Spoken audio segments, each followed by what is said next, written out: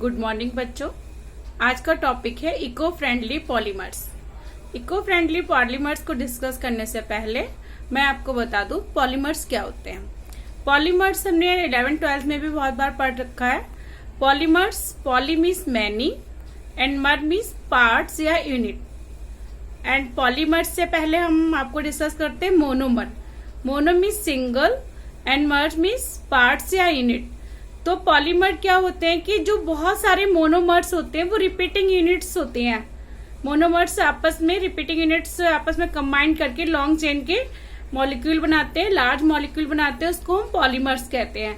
जैसे हमने यहाँ एग्जाम्पल में लिया है ethene, NCH2 double bond CH2। तो ये इथीन है, n number of ethene molecules को ज्वाइन करके हमने क्या बनाया यहाँ पर पॉलीथीन।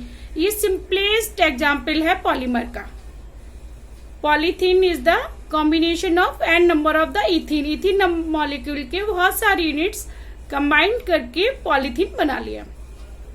अब पॉलीमर जो होते हैं, पॉलीमर्स दो टाइप के होते हैं, एक तो नेचुरल पॉलीमर एंड दूसरा सिंथेटिक पॉलीमर।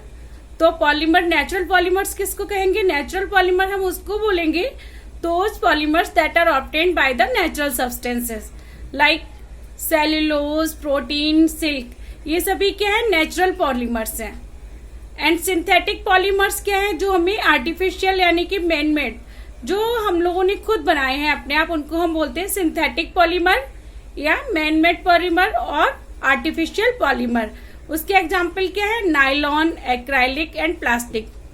तो ठीक है, तो ये नेचुरल एंड सिंथेटिक पॉलीमर, हम दो टाइप के पॉलीमर्स पढ़ते आ रहे हैं। लेकिन अब हमें क्या पढ़ना है? इको फ्रेंडली पॉलीमर्स पढ़ना है। वो क्या होते हैं? जो एनवायरमेंट में फ्री रहते हैं, यानी एनवायरमेंट को कोई हार्मफुल इफेक्ट्स नहीं देते हैं। तो वो बायोडिग्रेडेबल पॉलीमर्स होते हैं, उसको हमें पढ़ेंगे। उसके पहले हम बताते हैं degree of polymerization. What is the degree of polymerization? Degree of polymerization क्या होता है कि पॉलीमराइजेशन मीन्स बहुत सारी मोनोमर्स यूनिट फॉर्म होके पॉलीमर्स बनाती है। तो the number of repeating units in a chain formed in a polymer is called as degree of polymerization। यानी बहुत सारी नंबर ऑफ रिपीटिंग यूनिट्स जो है चेन बनाती है, उनको हम क्या बोलेंगे? Degree of polymerisation.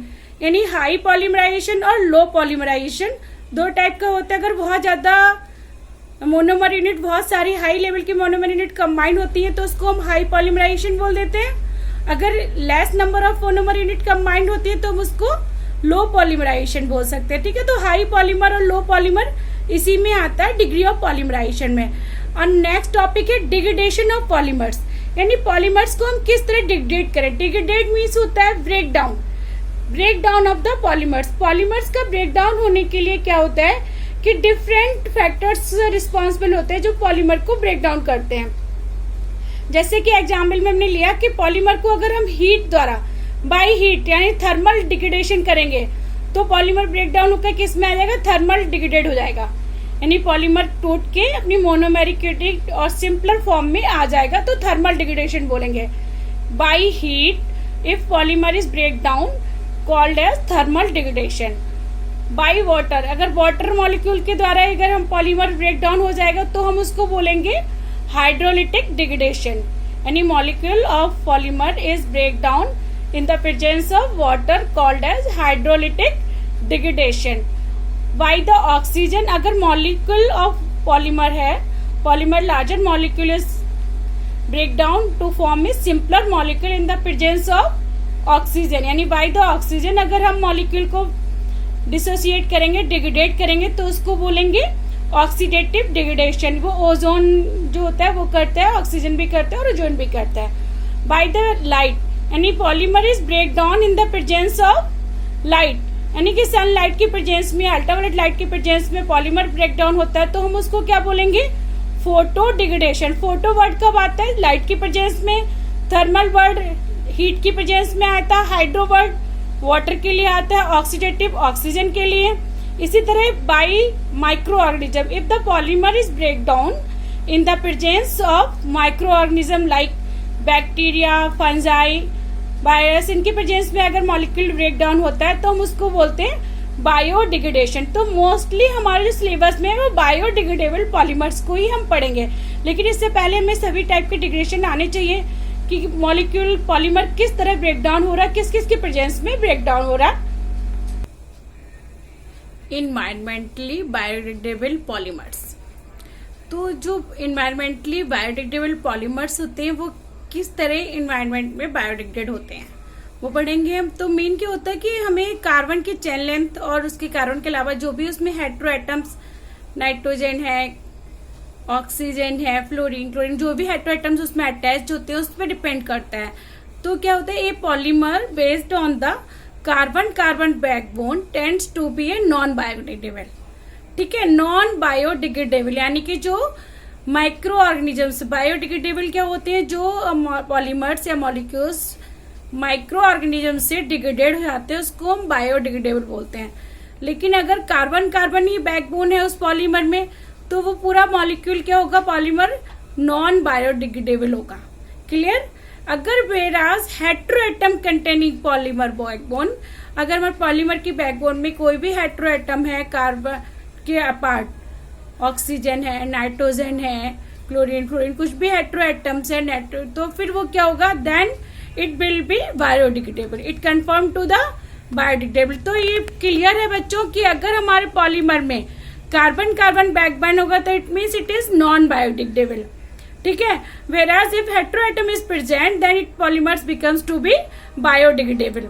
तो बायोडिग्रेडेबल पॉलीमर्स किस पे डिपेंड करेगा, presence of the hetero atom in the carbon chain length. ना बायोडिग्रेडेबल पॉलीमर्स तुम्हें पहले मैंने बताया था, बायोडिग्रेडेशन की means degradation in the presence of micro organism. अगर माइक्रो ऑर्गेनिज्म के प्रेजेंस में डिग्रेडेशन होता है तो हम उसको बायोडिग्रेडेशन बोलते हैं। ठीक है, तो कुछ ही पॉलीमर्स ऐसे होते हैं जो माइक्रो ऑर्गेनिज्म के प्रेजेंस में डिग्रेडेड होते हैं। तो degradation caused by the biological activity, biological activity bacteria, fungi, east, enzymatic catalyst वगैरह जो बॉडी के अंदर होते हैं वो भी इसी में आएंगे। तो वो सब हमारे माइक्रो ऑर्गेनिज्म और जो बायोलॉजिकल एक्टिविटी है वो सभी क्या होगी, बायोडिग्रेडेबल पॉलीमर्स में आ जाएगी। तो मोस्ट इंपॉर्टेंट बायोडिग्रेडेबल पॉलीमर्स के में क्या होता है, एग्जाम में आता है, define the term biodegradable polymers with their some example.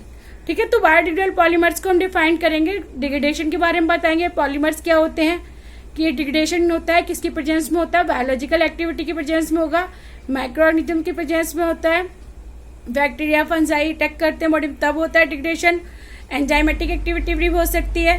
तो some biodegradable polymers are, examples में हम लोग लिखेंगे जैसे starch waste product as thermoplastic starch. ठीक है, थर्मोप्लास्टिक स्टार्च, अगर हम उसमें स्टार्च मिला देंगे तो ये क्या हो गया, बायोडिग्रेडेबल, यानी कि इसका डिग्रेडेशन हो जाएगा। ये नॉन बायोडिग्रेडेबल नहीं है। अगर नॉन बायोडिग्रेडेबल होगा तो ये नेचर को हार्मफुल इफेक्ट देता है, तो नेचर को हार्मफुल इफेक्ट नहीं देगा। यानी इन्वायरमेंट फ्रेंडली कैसा होगा, बायोडिग्रेडेबल पॉलीमर्स। इको फ्रेंडली कैसा होगा, biodegradable polymers. PVOH polyvinyl alcohol. तो ये कुछ हमने एग्जाम्पल्स लिखे हैं जिसके फुल फॉर्म भी लिख दिए साथ में। PVOH polyvinyl alcohol is the biodegradable polymer. PHB polyhydroxy butyrate. ठीक है, ये एस्टर है, polyhydroxy butyrate, it is also biodegradable polymer. PLA polylactic acid is also biodegradable polymer, and polycaprolactone, it is PCl, and PBS polybutylene succinate। ये 4-5 हमने examples दिए, they all are biodegradable polymers. तो हम biodegradable polymers को define कर सकते हैं, इसके एग्जाम्पल्स लिख सकते हैं एग्जाम में। ठीक है, और नेक्स्ट क्लास में हम आपको डिस्कस करेंगे हाइड्रोडिग्रेडेबल पॉलीमर्स एंड फोटोडिग्रेडेबल पॉलीमर्स, फिर उसके सभी के स्ट्रक्चर डिस्कस करेंगे। यानी कि इको फ्रेंडली पॉलीमर्स कम से कम 2 या 3 पार्ट में आ जाएगा। थैंक यू बच्चों, हैव ए नाइस डे।